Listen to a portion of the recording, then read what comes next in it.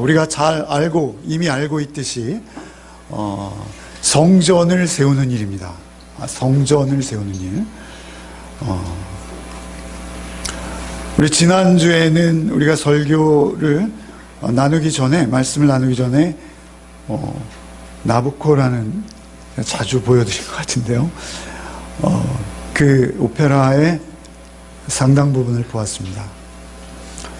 그들이 그토록 그리워하고 그들이 그토록 꿈꿔오던 그 예루살렘, 자신의 전부를, 자신의 삶을 다 포기하고 그동안 70여 년 동안 쌓아왔던 그 삶을 포기하고 폐허뿐인 예루살렘에 돌아와서 그들이 그 성전을 건축하기 원하고, 그래서 그들이 예루살렘에 돌아와 성전을 건축하지만 하나님께서는 스가랴를 통해서 그 성전의 의미를 말씀해 주시는 것입니다.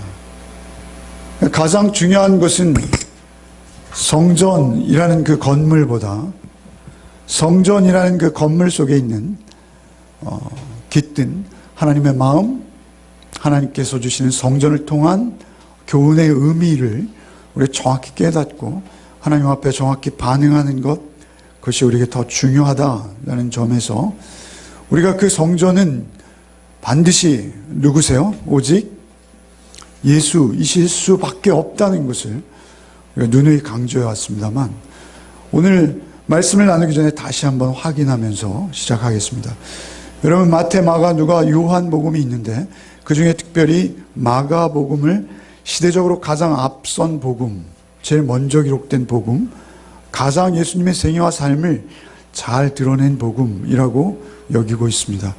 그 마가복음에 예수께서 제자들과 함께 헤롯의 성전, 그 위대하고 장엄한, 오히려 솔로몬이나 스룹바벨이나 그 누가 지었던 성전보다 더 화려했을 그 성전을 보게 됩니다. 예수님의 제자들은 이제 예수께서 드디어 예루살렘의 왕으로 등극하시고 자기들은 우의정, 좌의정 내지는 예수 안에서 참으로 놀라운 일들을 감당하고 해낼 수 있을 것이다 라는 기대감을 잔뜩 가지고 예수께 여쭙습니다. 마가복음 13장 1절 이하에 예수께서 성전에서 나아가실 때 제자 중 하나가 가로되 선생이여 보소서, 이 돌들이 어떠하며 이 건물들이 어떠하니까. 예수께서 성전에서 나아가실 때, 예수께서 성전에 오셨는데 예수께서 이제 성전에서 일을 마치시고 나가시고 계세요. 그럴 때 제자들이 성전을 보시면서 이 성전을 어떻게 여기십니까? 라고 이렇게 묻고 있는 것이죠. 그러자 예수께서 마가복음 역시 13장 2절 말씀에 예수께서 이르시되 내가 이 큰 건물을 보느냐? 돌 하나도 돌 위에 남지 않고 다 무너뜨려지리라, 이렇게 말씀하시죠. 돌 위에 돌 하나도 남지 않고 다 무너뜨려지리라. 예수께서 십자가에 죽임당하십니다. 예수께서 십자가에 죽임당하실 때 예수를 고발하는 자들이 예수의 죄몫을 말합니다. 왜 저를 십자가에 못 박으라고 하는지 아십니까? 하면서 예수를 십자가에 못 박는 이유를 마가복음 14장 58절에 예수를 고발하는 자들이 입에서 우리가 그의 말을 들으니 손으로 지은 이 성전을 내가 헐고 손으로 짓지 아니한 다른 성전을 사흘에 지으리라 하더라 라는 죄목으로 예수를 고발하고 있어요. 그러니까 예수께서 십자가에 죽임당하신 이유 중에 하나는, 무시할 수 없는 가장 중요한 이유 중에 하나는 무엇입니까? 내가 성전을 헐고 사흘 만에 다시 짓겠다라는 그 말씀으로 인해서 고발을 당하신 것입니다. 그리고 예수께서 심지어 십자가에 달려 죽임당하셨습니다. 그래서 이제 예수께서 죽임당하신 바로 그 십자가 밑을 지나는 이스라엘이 이렇게 말합니다. 마가복음 15장 29절 말씀에 지나가는 자들이 자기 머리를 흔들며 예수를 모욕하여 가려되 아하, 성전을 헐고 사흘에 짓는 자요 라고 조롱하고 지나가고 있습니다. 그러니까 예수께서 이 땅에 오셔서 이 성전, 돌로 지은 성전 헐라 내가 사흘 만에 다시 지으리라. 이 말씀은 어느 순간 잠시 하신 말씀이 아니라 예수의 전 생애를 통해서 일관되게 예수께서 반복하시고 계속 주장하셨던, 예수께서 이 땅에 오신 가장 중요한 이유 중에 하나가 아니고 사실은 가장 중요한 이유다라는 것입니다. 성전의 의미를 우리가 차근차근 알아갈수록 더욱 이 말씀은 예수의 전 생애와 죽음과 부활의 의미를 가장 잘 담고 있는 성전 되시는 예수이십니다. 요한복음 2장 말씀, 지금 우리가 살펴본 마가복음입니다만 요한복음 2장에 예수께서 가나의 혼인잔치를 하시고, 그리고 요한복음 2장이면 서두죠. 이제 복음을 전하기 시작하시는데 성전에 가세요. 성전에 가셔서 성전에서 매매하고 예물을, 양들을 팔고, 그리고 외국의 돈들을 환전해주는 그 환전상들을 노끈으로 채찍을 만드사 다 내쫓으십니다. 상을 엎으시고요.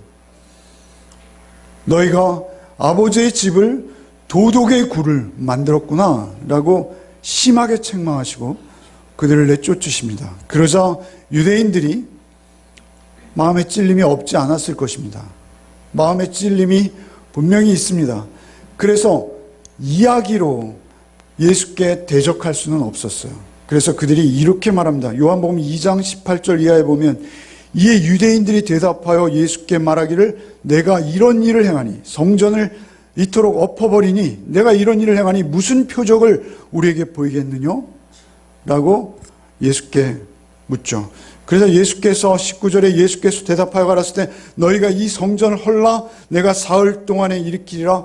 유대인들이 가로되 이 성전은 46년 동안 지었거늘 내가 3일 동안에 일으키겠느냐 하더라. 그러나 예수는 성전된 자기 육체를 가리켜 말씀하신 것이라. 죽은 자 가운데서 살아나신 후에야 제자들이 이 말씀하신 것을 기억하고 성전과 및 예수의 하신 말씀을 믿었더라. 예수께서 십자가에 죽으시고 부활하시고 이제 성령을 보내실 것을 약속하시고, 그리고 보혜사, 그 하나님의 위로의 영 예수 그리스도 자신의 인격과 성품이시기도 하신 그 성령이 그들에게 임하셨을 때, 그때 그들은 그 말씀이 무엇인지 깨달았더라 라고 요한복음 2장에 이미 그 되어질 일들을 예견해서 요한복음 2장에 기록하고 있는 것이죠. 예수의 생애 초반에 그것을 기록하고 있습니다. 성전은 누구입니까? 오늘날 우리 교회요. 교회보다 더욱 중요한 것은 무엇입니까? 성전은 여러분 자신이십니다. 그래서 우리가 에베소서를 묵상하면서 계속 반복하는 것은 무엇이죠? 한 장 한 장의 벽돌들이 쌓여서 성전의 건물을 이루듯 여러분 한 분 한 분의 삶의 자리에서 여러분의 삶들이 쌓이고 모여서 그것이 하나님의 교회라 일컬어지는 그 공동체를 이루게 된다라고 말씀하시는 것이죠. 예수께서 머리가 되시고 예수의 몸을 우리가 이루게 되는 것입니다. 그래서 성전은 오늘날 우리 자신입니다. 그것을 먼저 우리가 분명하고 바르게 인식해야 합니다. 사실 이 말씀만을 여러분의 성경적 근거를 동원해서 여러분에게 증거하려면 사실 몇 시간으로도 부족할 것이죠. 그러나 오늘 중요한 것은 이 말씀을 통해서 우리에게 주는 또 다른 교훈이 스가랴 입을 통해서 선포되어지고 있다는 것입니다. 그것을 우리가 통해서 다시 한번 복음으로 우리가 들어가겠습니다. 1절 말씀 다 같이 읽겠습니다. 내게 말하던 천사가 다시 와서 나를 깨우니 마치 자는 사람이 잠에서 깨어난 것 같더라. 사실은 지금 우리가 묵상하게 될 말씀은 환상이에요. 환상 중에 스가랴가 본 것이죠. 아주 우리가 일반적인 생각이나 상식으로 보기에는 아주 이해가 안 가는 기이한 모습이에요. 그러나 그 기이한 그림, 그 기이한 모습, 우리가 보기에는 조금 우스꽝스러워 보일 수도 있어요. 세상 사람들에게는. 그러나 우리는 그 모습을, 그 환상을 통해서 하나님께서 우리에게 주시고자 하는 교훈과 이 되어진 일과 우리의 역사 속에서 드러난 주께서 이루신 모든 일들이 어떻게 이렇게 절묘하게 이 그림 안에서 설명되어지는지를 우리는 깨달아 알게 됩니다. 그런데 그것은 세상의 지식이나 세상의 생각이나 세상의 사고로는 결코 알 수 없는 것이기에 마치 잠에서 깨어난 것처럼, 우리 에베소에서 왔습니다만 에베소서 1장 17절 말씀에 바울 사도께서 이렇게 말씀하셔. 우리 주 예수 그리스도의 하나님 영광의 아버지께서 지혜와 계시의 영을 너에게 주사 하나님을 알게 하시고, 이렇게 기도하시죠. 지혜와 계시의 영이 없이는 이 그림은 우리에게 이해되지 않습니다. 지혜와 계시의 영이 없이는 이 그림이 우리의 삶 속에 생명되어질 수 없습니다. 그러나 중요한 것은 스가랴를 천사가 깨웠고 그 깨움에서, 그가 그 꿈에서 일어났습니다. 그리고 이 그림을 보게 되는 것이죠. 이 그림은 무엇입니까? 2절과 3절 말씀 함께 읽겠습니다. 그가 내게 묻되 내가 무엇을 보느냐? 내가 대답하되 내가 보니 순금 등잔대가 있는데 그 위에는 기름 그릇이 있고 또 그 기름 그릇 위에 7 등잔이 있으며 그 기름 그릇 위에 있는 등잔을 위하여 7 관이 있고 그 등잔대 곁에 2 감람나무가 있는데 하나는 그 기름 그릇 오른쪽에 있고 하나는 그 왼쪽에 있나이다. 이것은 참으로 절묘한 그림입니다. 여러분, 이 설교가 끝날 때 여러분 이 그림 한 장이 여러분의 뇌리에 잘 박히기 바라는데요. 그것이 무엇을 의미하는지 이제 설교에 집중하시면 되겠습니다. 사실은 이 그림 자체가 이해가 잘 안 돼요. 그럼에도 불구하고. 그죠?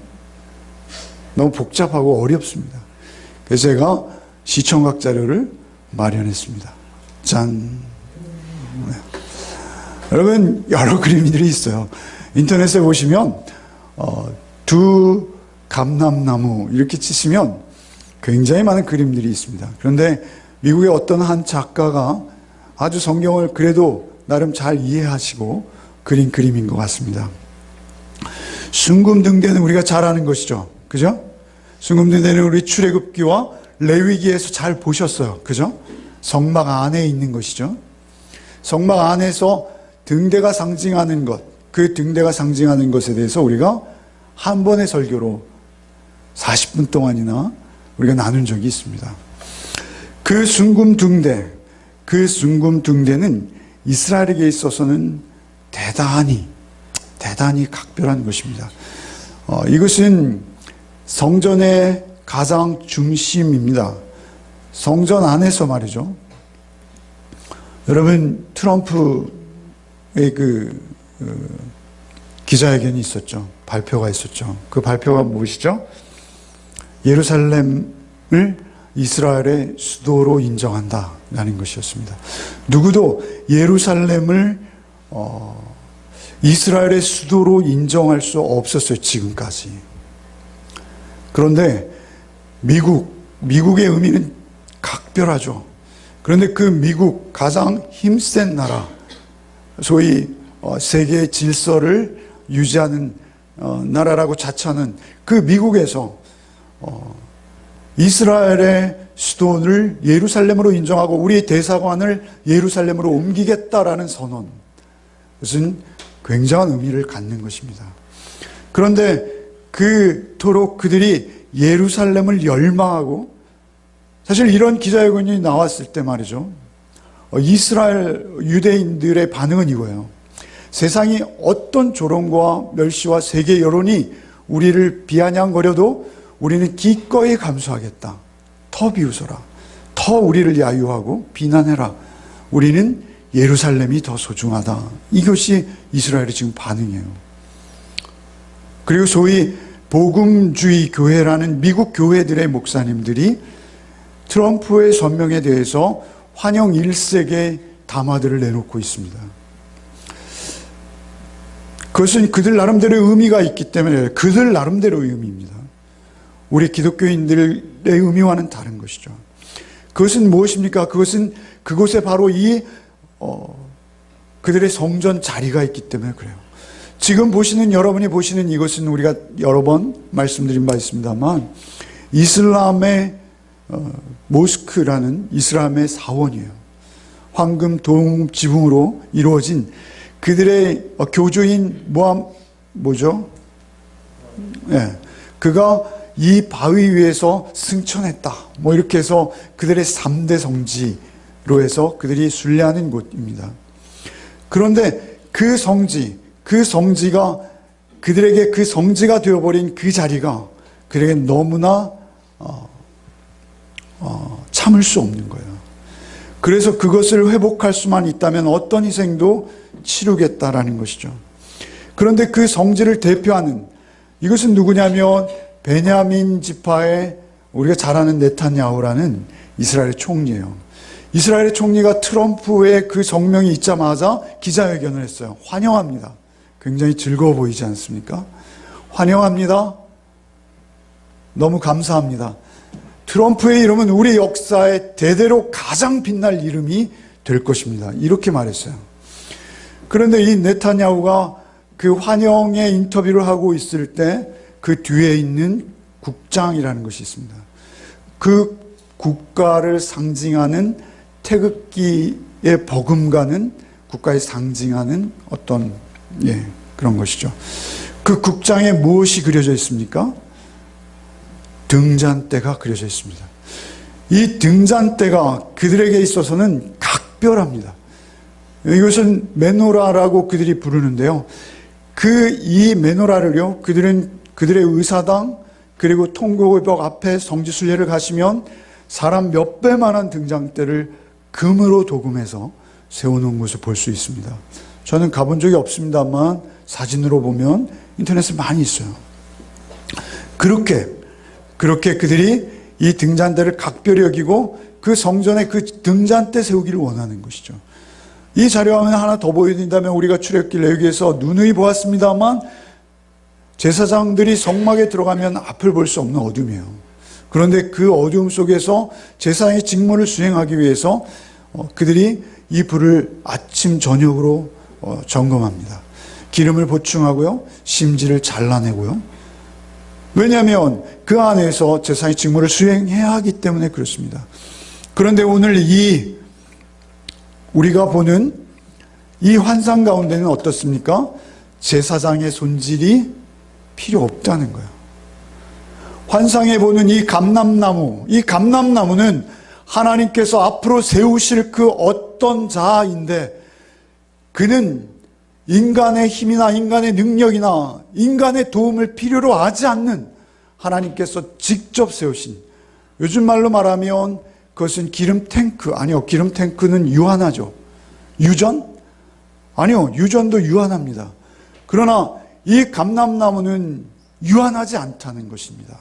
그런데 그 감람나무로부터 기름이 흘러나와 한 곳에 모이고 그 기름이 7개의 파이프를 통해서 각각의 등잔대로 모이고 그 등잔대의 기름으로 그 불이 타오를 것이다 라는 것이죠. 여러분, 기름은 우리가 잘 알고 있듯이 성경에서 오직 하나, 무엇을 상징합니까? 성령이십니다.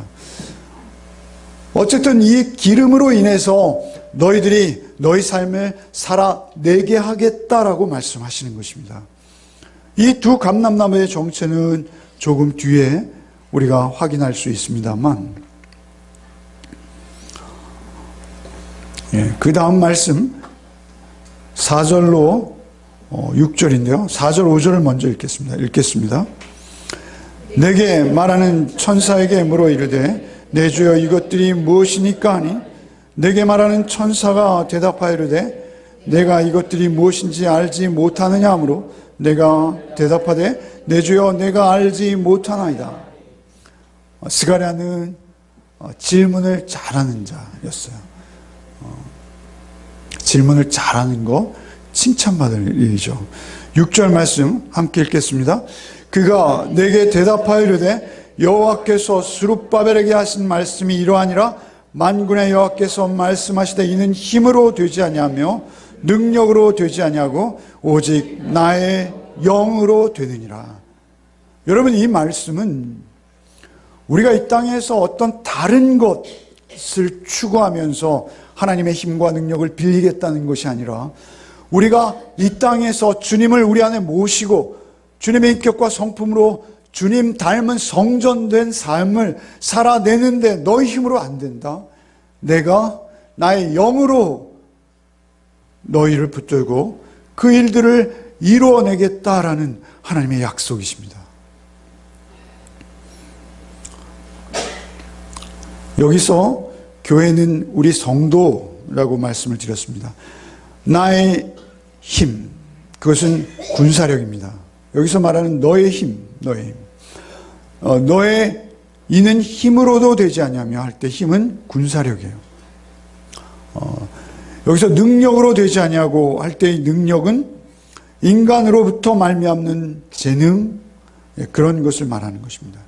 세상 일은요, 힘이 있고 또 재능이 있고 또 재력이 있으면 이룰 수 있습니다. 세상 일은 이룰 수 있습니다. 그러나 그렇게 나의 힘과 나의 재력으로 이룬 일은 나의 일입니다. 그것은 그냥 세상 일입니다. 세상에는 오늘도 엄청나게 많은 일들이 되어져 가고 있고 진행되어져 가고 있습니다. 그런데 그 모든 일들이 우리 인간으로부터 말미암은 것이요, 인간의 힘과 능력이면 그래서 하나님의 일과 상관이 없습니다. 중요한 것은 오직 그것을 이루는 것은 누가 이루신다는 거예요? 하나님의 영으로만 이루어질 수 있다.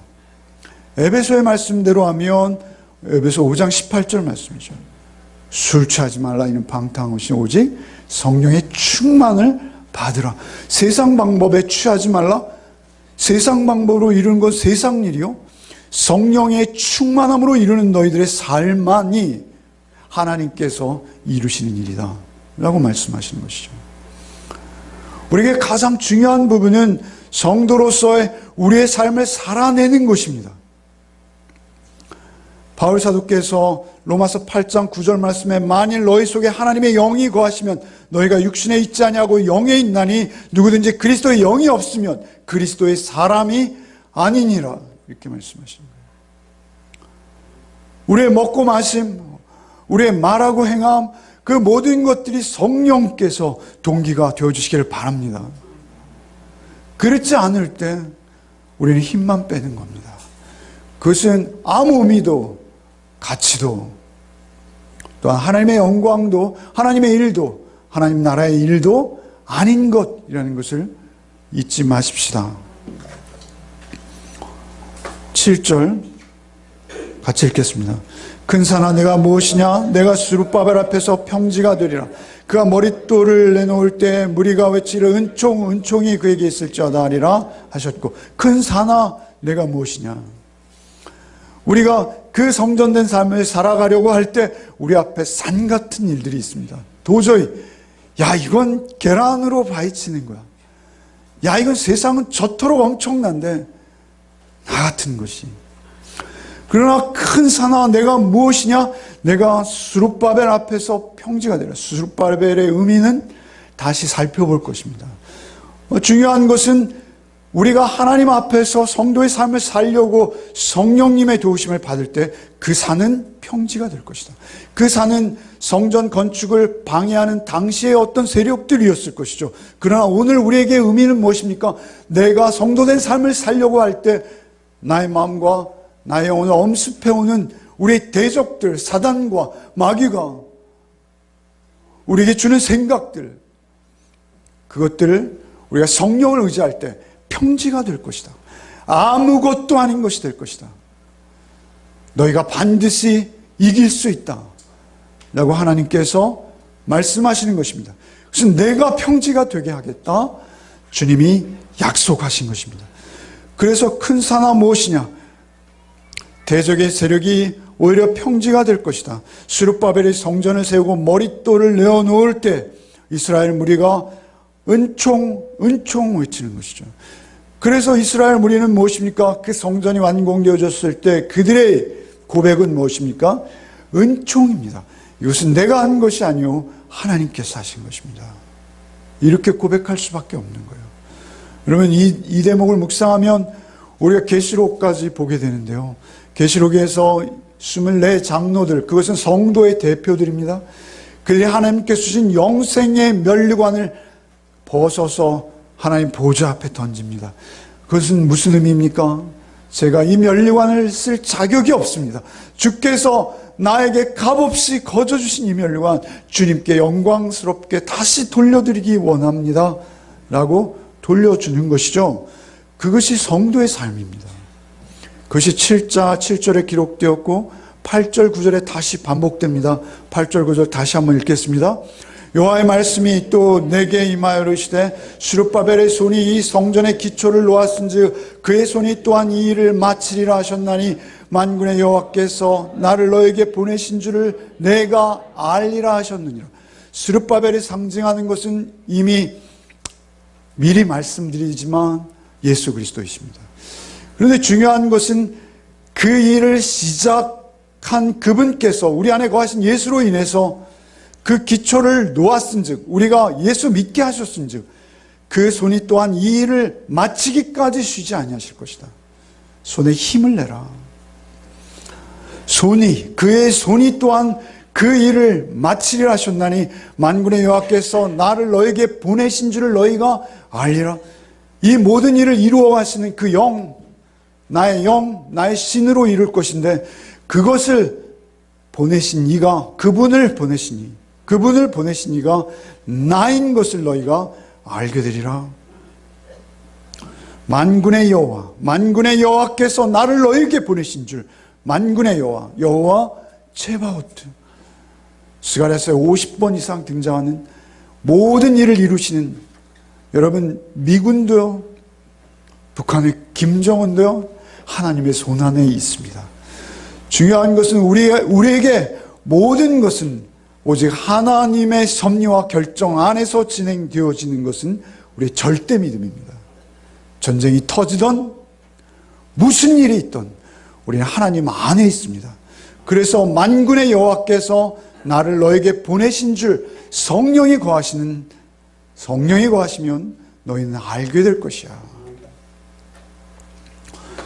10절 말씀은 조금 이따 보기로 하고요.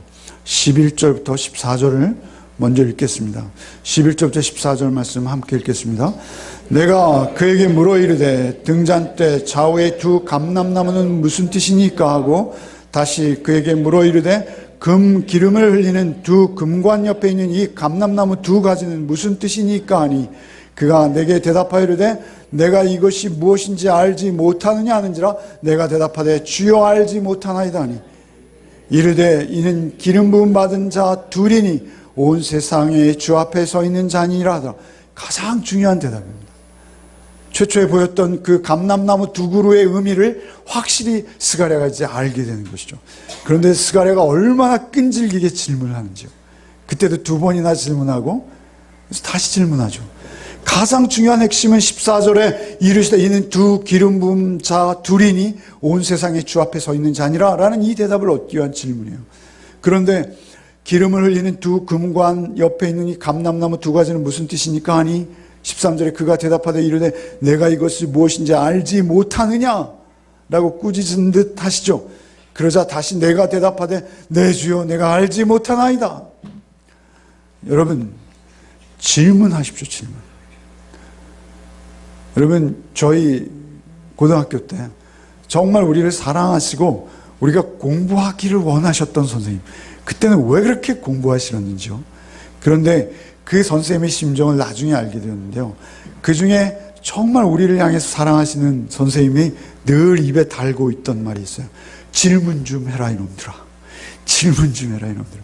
왜냐하면 수업에 관심도 없고 무슨 내용인지 알지도 못하겠고, 그러나 사실은 질문한다는 것은 무엇이죠? 내가 이해하지 못했어도 이해하려는 의향이 있는 거예요. 그것만이라도 얼마나 선생님은 감사해 하셨는지, 엉뚱한 질문인데도 너무 정성스럽게 성의를 다해서 설명해 주시던 선생님을 떠올릴 때 너무 죄송한 마음이 지금도 있습니다. 근데 여러분 설교 시간에 말입니다. 여러분 모르시면 질문하십시오. 네, 그런 용기를 요구하는 것은 제가 무리겠지만 여러분께서 모르시면 예배 끝나고 제 방을 두드리십시오. 교회가 작은 게 좋은 게 무엇입니까? 두드리셔서 질문의 답을 꼭 얻으시기 바랍니다. 오늘 가장 중요한 답을 천사가 스가랴에게 얘기했어요. 14절에 이르되 이 기름 부음 받은 자 둘이니 이는 그 감람나무는 기름 부음 받은 자 2명이다. 그런데 온 세상의 주 앞에 서 있는 자다. 온 세상의 주 앞에, 온 세상을 다스리고 섭리하고 통치하시는 그 주 아도나이, 그 하나님 앞에 서 있는 자다. 이렇게 대답을 하세요. 그런데 이 기름 부음 받은 자 둘은 누구입니까? 하나는 누구죠? 스룹바벨. 또 하나는 누구죠? 여호수아입니다. 스룹바벨은 그들의 총리로, 소위 요즘 말로 하면 대통령이요, 예전 말로 하면 임금이요, 왕인 것입니다. 그리고 여호수아는 누구입니까? 그는 대제사장입니다. 제사장들 중에 가장 우두머리, 요즘으로 하면 기독교 청연합회 회장 정도 되는 그러한 사람인 것이죠. 여호수아와 스룹바벨이 두 감람나무다, 이렇게 말씀하시는 것이죠. 그런데 우리가 잘 아는 대로 6장에 보시면 여호수아에게 스룹바벨의 왕관이 씌워지는 것을 볼 수 있습니다. 여러분, 6장 12절로 13절 말씀, 오늘 굉장히 중요한 요절입니다. 같이 함께 읽겠습니다. 말하여 이르기를 만군의 여호와께서 이같이 말씀하시되 보라, 싹 이라 이름하는 사람이 자기 곳에서 돋아나서 여호와의 전을 건축하리라. 그가 여호와의 전을 건축하고 영광도 얻고 그 자리에 앉아서 다스릴 것이요, 또 제사장이 자기 자리에 있으리니 이 두 사이에 평화의 은원이 있으리라. 13절에 자세히 보시면 그 여호와의 전을 건축하는 그가 순 싹처럼 돋아나서 여호와의 전을 건축할 것인데 그는 영광도 얻고 그 자리에 앉아서 다스릴 것이요. 다스리는 것은 왕이 하는 것입니다. 그리고 등이 접속사 또가 등장하죠. 왕과 또 제사장이 자기 자리에 있으리니 이 두 사이에 평화의 은원이 있으리라. 여러분, 제사장과 왕은요, 평화롭지 못해야 정상입니다. 제사장과 왕은 평화하면 안 되는 거예요. 그래서 하나님께서 다윗이 통치하실 때 제사장과 예언자와 선지자를 두시는 거예요. 나단이 다윗이 잘못을 범했을 때 찾아와서 당신이 그 양 100마리를 가지고 한 마리가 전 재산인 그의 양을 빼앗은 잔인한 자요 라고 다윗을 지적했을 때 그가 회개하고 돌이키는 거예요. 그러니까 오늘날 우리 민주주의라고 말할 때 민주주의에서도 역시 종교와 권력은 분리돼야 하는 것입니다. 서로 견제해야 하는 것이지, 만약 기독교계의 거장과 그리고 대통령이 서로 야합하게 되면 거기선 썩은 냄새가 날 수밖에 없는 거예요. 하나님께서는 그렇게 두 직책을 겸직하지 못하도록 이미 역사 속에서 그러한 장치를 해두신 거예요. 그래서 우시아가 성전에 들어가서 제사장의 일을 넘보고 자기가 제사를 집리하려 할 때 하나님께서 즉시 문둥병을 주시는 거예요. 우시아가 문둥병에 걸렸던 이유는 그 두 직책은 평화로울 수 없다, 평화롭지 못한 것이 하나님의 뜻인 거예요. 그런데 그 두 직책이 화평, 여기에 지금 뭐요? 또 제사장이 자기 자리에 있으니 이 두 사이에 평화의 은원이 있으리라. 평화의 은원, 이것은 샬롬을 말하는 것이죠. 그 두 직분이 하나가 되는 것입니다. 왕과 제사장이 하나가 되는 거예요. 여러분, 역사 속에서 그런 인물이 한 분밖에 안 계세요. 누구이십니까? 예수만 왕과 제사장을 동시에 수행할 수 있는 유일한 분이세요. 그 왕과 제사장 되신 예수가 내 안에 찾아오시는 것이 영이, 보혜사 영이 우리를 찾아오는 거예요. 그래서 우리는 세상에 판단받는 자가 아니에요. 우리는 세상을 판단할 수 있는 자예요. 그것이 종교인이 되었던, 그것이 정치인이 되었던, 우리는 저 일은 이런저런 연유로 이렇게 진행되고 있으나 이것은 하나님 뜻에서 이렇게 빛나가 있구나라고 말할 수 있는 자 누구입니까? 예수의 영이 그 안에 있는 자입니다. 예수의 영이 그 안에 있으면 우리는 판단할 수 있습니다. 여러분을 향해서 베드로 사도는 하나님의 소유된 백성이요 왕과 제사장이다 하십니다. 왕과 제사장을 우리가 우리 안에 모셨기에 우리가 왕과 제사장과 같은 존재가 되어서 하나님 앞에 그렇게 하나님의 소유로 인정되어진다라는 것을 베드로 사도는 선포하고 있는 것입니다. 여러분, 우리에게 있어서요, 그 전을 건축하는 자 누구라고 하십니까? 여기 12절 말씀에 말씀하시되 보라 싹이라 이름하는 자가 자기 곳에서 돋아나서, 그 싹은 우리가 너무나 잘 알고 있죠. 이사야서에서 많이 등장하고 있습니다. 여러분, 우리 이 10절 말씀 마지막으로 읽겠습니다. 같이 읽겠습니다.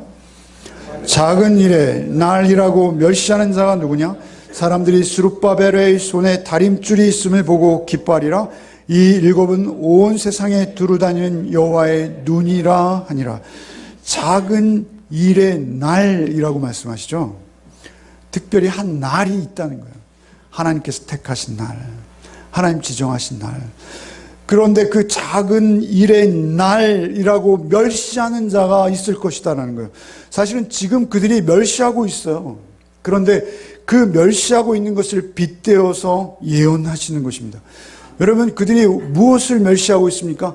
야, 저 스룹바벨의 성전 좀 봐. 솔로몬의 성전에 비하면 저거는 화장실이야. 이렇게 멸시하고 있어요. 멸시하고 있어요. 그러나 그 작은 일의 날이 또 있을 것인데, 그 작은 일의 날이라고 멸시하는 자가 누구냐? 사람들이 스룹바벨의 손에 다림줄이 있음을 보고 기뻐하리라. 이 일곱은 온 세상에 두루다니는 여호와의 눈이니라. 참 우리가 이해하기 어려워, 성경은. 그러나 이건 환상이요 묵시라는 사실입니다. 그래서 이것이 의미하는 바를 우리가 정확히 알려면 우리 성경을 그만큼 궁금해하시고 성경 안에서 예수를 찾기 위한 우리의 노력과 정성이 필요해요. 하나님의 말씀은 그렇게 우리에게 이해되는 것입니다. 그런데 이 말씀의 의미는 무엇입니까? 이 손에 다림줄이 있는 그분은 누구십니까? 그분은 예수 그리스도이십니다. 작은 날의 일이라고 할 때 이 작은 일은 바로 예수 자신이십니다. 여러분, 이 작은 날이라고 멸시하는 자가 누구냐 할 때 이 싹이라는 것도 이사야서 예언되었습니다만, 이사야서에서는요 53장 3절에 예수께서 어떤 모습으로 이 땅에 오실지 이렇게 기록하고 있습니다. 53장 3절에 그는 멸시를 받아서, 작은 일이라고 멸시하는 자가 누구냐 이렇게 말씀하십니다만, 예수께서 오시는 것이 바로 그 멸시였어요. 그는 멸시를 받아서 사람들에게 싫어 버림받았으며 간고를 많이 겪었으며 질고를 아는 자라.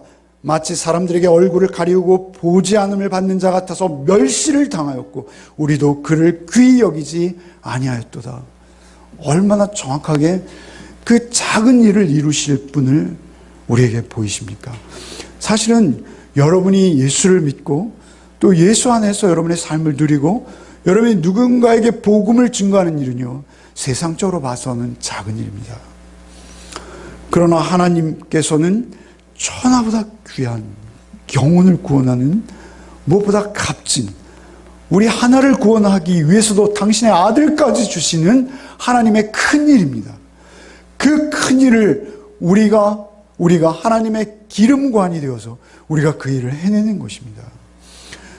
중요한 것은 6장 12절 보라 삭기라 이름하는 사람이 자기 곳에 돋아나서 여호와의 전을 건축하리라. 그런데 그분의 손에 다림줄이 있다. 다림줄은요, 줄에다가 무거운 추를 달아서 이 건축물이 제대로 지금 세워지고 있는지 그것을 측량하는 건축 도구입니다. 하나님께서 보내시는 우리 주 예수 그리스도께서는 바로 교회 안에서 그렇게 우리를 섭리하시고 우리를 세워가시는 분이십니다. 그러니까 스룹바벨이 그때 정말 다림줄을 들고 지어지는 성전의 현장 감독으로 나왔을 것입니다. 그러나 그 스룹바벨이 상징하는 바는 우리 교회를 세울 때, 우리 신약의 교회가 세워질 때 우리에게 주께서 그토록 우리를 인도해 가실 것이다. 그 다림줄을 보고 기뻐하리라. 아, 나를 바로 세우시는 주님, 우리는 기뻐할 수 있는 거예요. 기뻐하리라. 이 일곱은 온 세상을 두루다니는 여호와의 눈이니라. 여러분, 이 여호와의 눈은 성령이실 수밖에 없는 거예요. 성령은 우리의 마음의 가장 구석진 부분까지 다 살펴보실 수 있습니다. 성령께서는 우리가 교회를 이루고 교회를 이루는 성도들의 삶을 살아낼 수 있도록 성령께서는 우리의 삶을 살피십니다. 참새 두 마리가 한 아사리온에 팔리는 것까지 다 하시는 주께서 성령으로 우리의 마음을 지금도 보고 계시는 줄 믿으시기 바랍니다. 그때 우리가 하나님 안에서 성전된 삶을 그때만 우리가 살아낼 수 있게 되어진다라는 것입니다. 여러분, 베드로서 2장 9절 말씀, 제가 안 했군요. 2장 9절 제가 읽어드리겠습니다. 오직 너희는 택하신 족속이요 왕같은 제사장들이요 거룩한 나라요 그의 소유된 백성이니 이는 너희를 어두운 데서 불러내어 그의 기이한 빛 가운데 들어가게 하신 자의 아름다운 덕을 선전케 하려 하심이라. 우리가 그 빛 가운데 들어간 거예요. 어둠이었는데 거기에 아까 말씀드린 그 등잔 때 힘으로 되지 않냐고 능으로 되지 않냐고 오직 나의 영으로 되느니라 하신 그 영의 임재 가운데 우리가 들어간 거예요. 그래서 그 귀한 빛을 경험하고 우리도 그 빛을 다소간 받아서 그 빛을 다시 누군가에게 전하게 그 귀한 빛에 들어가게 하신 자의 아름다운 덕스러움, 그 사랑을 전하게 하기 위함이라. 우리를 여러분 왕과 제사장으로 여러분을 부르신 것은 오직 그 이유인 것을 아시기 바랍니다. 여러분, 클린턴을 말씀드렸어요. 죄송합니다. 클린턴이 누구죠? 트럼프. 트럼프. 서양 화투가 트럼프 아닙니까? 맞죠? 하여튼 그 트럼프라는 그분이 그것을 이렇게 선언함으로 인해서 그들이 예루살렘 성전을 다시 꿈꾸는 것 같습니다. 그런데 그들이 꿈꾸는 성전이 무엇이 될까요? 솔로몬이 지은 성전은 솔로몬의 성전, 스룹바벨이 지은 성전은 스룹바벨의 성전, 그리고 뭐죠? 헤롯이 지은 성전은 헤롯의 성전. 그러면 그들이 또다시 그 모스크, 이슬람 사원을 헐고 그곳에 성전을 잘 지으면 그 성전의 이름 뭐가 될까요? 네탄야후 성전? 트럼프 성전? 그 성전이 무슨 의미가 있을까요? 그 성전이 그들이 포로 귀환했을 때 지은 그 성전과 같을까요? 솔로몬은 그 시대 최초의 성전을 지으면서 그것을 이미 알고 있었어요. 열왕기상 8장 27절 말씀, 솔로몬이 성전을 완공하자마자 하늘을 향해 손을 들고 기도합니다. 하나님이 참으로 땅에 거하시리까? 하늘과 하늘의 하늘들이라도 주를 용납하지 못하겠거든 하물며 내가 건축한 이 전이 오리까? 하나님, 이 돌로 나무로 아무리 레바논의 백향목일지라도 이 성전 안에 하나님이 거하시겠습니까? 그런데 하나님께서는 그 솔로몬의 기도에 응답하십니다. 열왕기상 9장 6절 말씀에 이렇게 응답하십니다. 제가 천천히 읽겠습니다. 만일 너희나 너희 자손이 아주 돌이켜 나를 쫓지 않으면, 이 말씀은요 오늘날 이스라엘에게도 주시는 말씀이에요. 사실은 그 복음주의 교회 목사님들이 바로 이 스가랴서 말씀을 인용해서 트럼프의 성명을 환영하고 있었어요. 그런데 사실은 열왕기상 이 9장 6절 이하의 말씀을 보십시오. 만일 너희나 너희 자손이 아주 돌이켜 나를 쫓지 아니하며 내가 너희 앞에 둔 나의 계명과 법도를 지키지 아니하고 가서 다른 신을 섬겨 그들을 숭배하면 내가 이스라엘을 나의 준 땅에서 끊어버릴 것이요 내 이름을 위하여 내가 거룩하게 구별한 이 전이라도 내 앞에서 던져버리리니 이스라엘은 모든 민족 가운데 속담거리와 이야기거리가 될 것이며 이 전이 높을지라도, 이 성전이 높을지라도 무릇 그리로 지나가는 자가 놀라며 비웃어가로되, 그 성전을 높이 다시 짓는다 할지라도 무릇 그리로 지나가는 자가 놀라며 비웃어가로되 여호와께서 무슨 까닭으로 이 땅과 이 전에 이 같은 일을 행하셨는고 하면 9절에 대답하기를 저희가 자기 열조의 애굽 땅에 인도하여 내신 자기 하나님 여호와를 버리고 다른 신에게 복종하여 그를 숭배하여 섬김으로 여호와께서 이 모든 재앙을 저에게 내리심이라 하리라 하셨더라. 그들이 성전을 높이 짓는다 하더라도 그것을 보면서 세계 모든 사람들이 그들에게 돌아와서 너에게 하나님의 함께 하심을 내가 보았다 라고 하면서 그들에게 같이 함께 하기를 사정하는 것이 아니라 오히려 그들을 조롱하며 하나님께서 무슨 이유가 있길래 저들을 이토록 멸망케 하셨나 라고 조롱할 것이다. 성경이 말씀하고 있어요. 여러분, 우리에게 있어서 유대교는 그들만의 종교입니다. 유대인들이 노벨상을 많이 탔다. 월스트리트를 다 점령했다. 미국의 금융과 정치를 주무르는 것이 유대인인데 세계 인구의 1%도 안 되는 그들이 어떻게 이런 일을 하나님께서 함께 하신다. 그런 말씀 하지 마십시오. 그것은 세상 일입니다. 그것은 세상의 힘과 능으로 이룬 일입니다. 그것이 큰 산과 같을지라도 하나님의 일은 아닌 줄 압니다. 하나님께서 이루실 일은 하나님의 영으로 하나님의 기록하신 말씀대로 이루실 줄 믿습니다. 그것을 믿으십시오. 그들이 그토록 사랑하는 성경, 그러나 그 성경에 그렇게 누누이 반복해서 말씀하시고 예언하셨음에도 그들은 그들의 갈 길로 가버리는 것입니다. 오직 이 시대에 바울 사도께서는 그래서 성전을 이렇게 설명하시는 거예요. 제가 늘 말씀드리는 바로 고린도전서 3장 16절 이하의 말씀, 너희가 하나님의 성전인 것과 하나님의 성령이 너희 안에 거하시는 것을 알지 못하느냐? 누구든지 하나님의 성전을 더럽히면 하나님이 그 사람을 멸시하리라. 하나님의 성전은 거룩하니 너희도 그러하니라. 여러분, 작은 일처럼 보이지만 여러분이 하나님 말씀 앞에 순종해서 살아낼 때 여러분 그 작은 일을 하나님은 결코 간과치 아니하고 보고 계시는 줄 믿으시기 바랍니다. 여러분, 모세를 보십시오. 모세는 애굽의 바로가 죽이라는 명령 때문에 죽여야 되는 거예요. 그런데 죽이지 못하고 그 부모가 정말 궁여지책으로 갈대상자 만들어서 그 언제 가라앉아 버릴지 모르는 그 갈대상자에 그 울부짖는 아이를 넣어서 떠내려 보내는 거예요. 그리고 그것이 혹 가라앉을까 노심초사 그 옆을 쫓아가는 그 누이의 발걸음, 사실은 그 모든 작은 일부터 시작하는 거예요. 여러분, 성경의 가장 위대한 구원의 역사는 모세가 이루었잖아요. 출애굽. 신약의 그 구원의 역사를 완성하신 분 예수는 어떻게 우리에게 찾아오셨습니까? 우리가 성탄을 맞지 않습니까?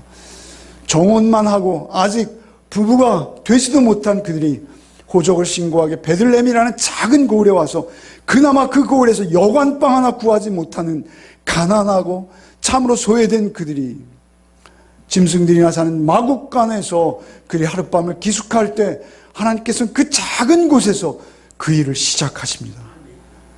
모세의 갈대상자나 그 마국간의 구유나 그 어린이들이 담겼던 그 갈대상자와 구유가 도대체 무엇이 다릅니까?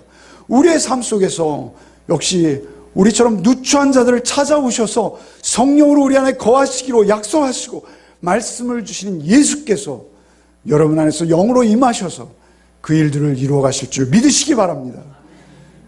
여러분이 세상의 큰 일들, 세상에 되어지는 저 일들 너무나 엄청나서 내가 거기엔 아무 상관도 없어 보이나 여러분이 이루는 그 삶의 자리에서 여러분이 이러한 하루하루의 삶을 엮어서 하나님은 하나님의 일을 이루실 줄 믿습니다. 그것이 어찌되었던 하나님 앞에 섰을 때 여러분의 모든 것이요, 여러분이 그걸 통해서 하나님 앞에 잘했다 충성된 종아 라고 칭찬 얻으면 여러분 그것이 우리의 자랑이 되어질 줄 믿습니다. 한 주간의 삶이 또 우리 앞에 있습니다. 마태복음 5장에 예수께서 우리를 향해 너희는 빛이다 이렇게 말씀하세요. 빛이 되어라가 아니라 빛이다 라고 말씀하세요. 그것은 우리의 존재의 변화를 말씀하시는 것이요, 주께서 우리 안에 찾아오심으로 말미암아 보혜사 성령이 우리 안에 빛이 되시는 것입니다. 그 두 그루 감람나무 왕과 제사장을 의미하는 그 왕직과 제사장직을 겸하셔서 이 땅에 오셔서 제사장직으로 자신의 피를 흘리사 우리에게 그 섬김을 보여주셔 제사장직을 완전히 수행해내실 뿐만 아니라 보혜사 성령으로 오늘도 우리 가운데 내주하셔서 우리의 왕이 되시고자 하시는 예수를 여러분 언제나 인정하십시오. 그리고 그 성령께서 우리에게 말씀하시는 바를 쫓으십시오. 그리고 그 말씀에 주목하여 관심하여 들으십시오. 그리고 순종해 내십시오. 그러면 그 빛되게 하시는 주의 역사를 여러분 안에 이루시는 것을 확인하게 되실 줄 믿습니다. 그것은 우리의 삶 속에서 각각 상황과 정황은 다른 것이죠. 그것을 어떤 예화로 여러분에게 설명드리고 싶지 않습니다. 그렇게 되면 그 일은 너무나 극소한 일이 되어버리기 때문에 그렇습니다. 그러나 우리가 우리의 삶 속에서 복음을 살아낸다라고 우리가 찬양했습니다만 우리가 십자가 지고 좁은 문 좁은 길 더욱 낮아지고 섬기고 양보하는 그 일을 누가 도대체 이 땅에서 해낼 수 있단 말입니까? 여러분 에베소서 말씀에 술 취하지 말라는 방탕하시 우리 성령의 충만을 받으라라는 이 말씀 뒤에 무슨 말씀이 나옵니까? 부부가 아내를 향해서 주께서 나를 사랑하신 것처럼 아내를 사랑하라 합니다. 누가 그런 일을 할 수 있습니까? 아내가 자기 남편에게 주님께 복종하듯 복종하라 합니까? 누가 그런 일을 할 수 있어요 도대체? 어떠한 자녀가 부모에게 온전한 순종을 할 수 있습니까? 어떤 부모가 주님이 나를 사랑하셨듯이 내 자녀를 섬길 수 있습니까? 어떤 부하가 직장에 나가서 자기의 상관을 대할 때 주님 대하듯 그가 보거나 보지 않을 때나 성실히 그의 말과 생각을 담아서 그 직장의 생활을 해낼 수 있는 자가 도대체 누가 있습니까? 그 일을 성령께서 해내게 하시겠다라고 약속하시는 것입니다. 성령이 우리 안에 거하시고 우리와 함께 하실 때 우리는 성도의 삶을 비로소 살게 될 줄 믿습니다. 그 일을 믿으십니까? 믿으시기 바랍니다. 그리고 그 일을 해내시는 여러분 되시기 바랍니다. 여러분 마음 깊이 주께서 오셔서 나의 힘과 나의 능으로 할 수 없사오니 오직 성령께서 내 안에 거하시고 나를 인도하사 빛된 삶, 그 등대의 삶, 등잔대의 삶, 끊임없이 기름을 봉받아 세상에 빛을 비추는 삶을 살게 해 주옵소서. 간절한 소원을 그냥 이론이나 성경의 말씀이 아니라 여러분의 삶의 실제가 되게 하시는 한 주간이 되시기를 바랍니다. 주님 감사합니다. 오늘 주의 말씀으로 오늘 우리를 새롭게 하시니 감사합니다. 우리를 위해서 우리 안에 찾아오셔서 우리를 성전이라 하시고 친히 우리를 왕과 제사장이라 선언해 주신 주님, 이 한 주간의 삶 속에서 오직 주님을 닮아 섬김의 왕, 섬김의 제사장의 삶을 살 수 있도록 성령님 우리를 인도하여 주옵소서. 힘으로 되지 아니하고 능으로 되지 아니하며 오직 여호와의 영, 여호와의 신으로만 된다는 것을 날마다 고백하는 삶이 되게 하여 주옵소서. 예수 그리스도의 이름으로 기도하옵나이다. 아멘.